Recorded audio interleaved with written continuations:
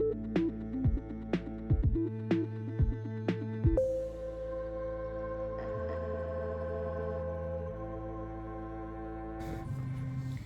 campers, welcome back to day 5, the final day of Cryptid week. Are you guys excited? I hope that you are really enjoying this. We are now on the 5th day, which is Cryptids of the Mountains. What mountain cryptids can you think of? Really? How cool. I have a really interesting one for you. And the last thing I uncovered from our camp director's cabin, the Slide Rock Bolter. This is a pretty neat sliding tag, and I'm so excited to share it with you guys. So, you want to see how we made it? Stay tuned. The Slide Rock Bolter.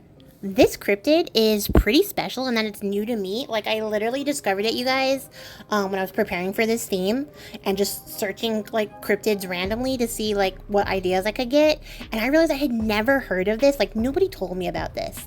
This cryptid comes to us exclusively from tales told by lumberjacks in the North America, like, region during the 19th and 20th century, more specifically from the mountains of Colorado.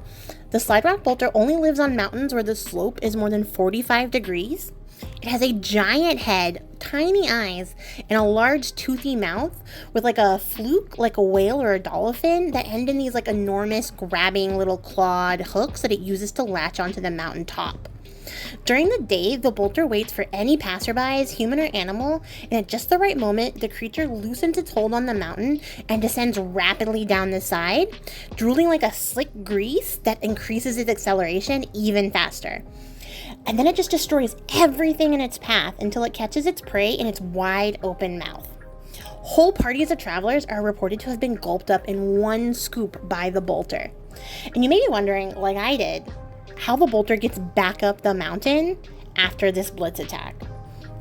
It's momentum, you guys. Momentum carries it up the next mountain to the top, where it can latch its tail onto the mountain and wait for more prey to pass by. The bolter can wait days between attacks, patiently watching and waiting for the next meal to show up. In the past, scarecrow-like dummies were erected to distract the bolter and being set out on trails and stuff for it to catch those instead of the people that would come by there. Some were even filled with explosives to destroy the creature. This tactic was said to be used once and is responsible for flattening half the buildings in Rico, which were never rebuilt, and is directly related to the increase of fat vultures that were spotted in the area during the summer.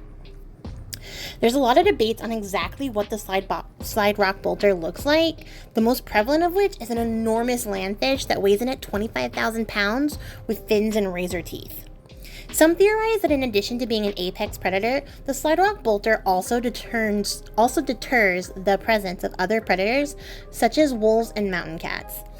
Not much is documented on the Slide Rock Bolter, believing to be more of an allegorical cryptid used by miners, lumberjacks, and mountain men to explain the cause of rock slides in the area, the crumbling trails being evidence of a recent bolter attack.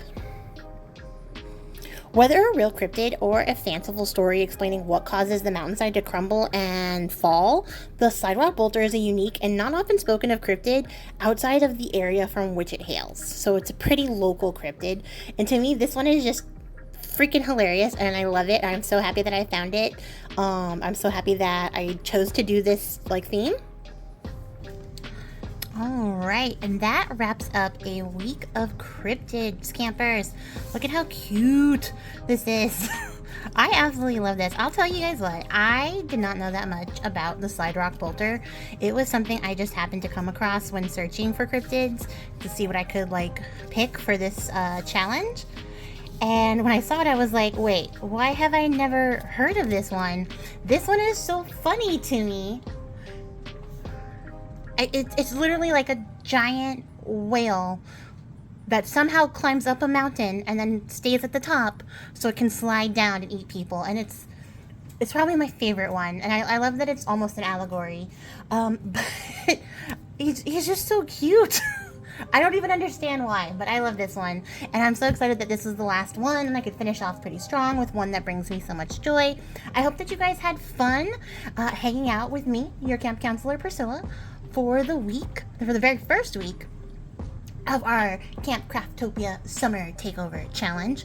I hope that you followed along, and I'm really looking forward to seeing what cryptids you guys chose for the prompts, and if you did decide to get yourself a copy of the cryptids for your own use, how you put them to use. But yeah, that's gonna be it for me, you guys. Stay tuned on Saturday. Follow the activity calendar to see where to go next, so that you can see who the next counselor will be, and check out what they've got coming up next. I hope that you guys had fun, and I will catch you all in the next one. Happy camping! Bye!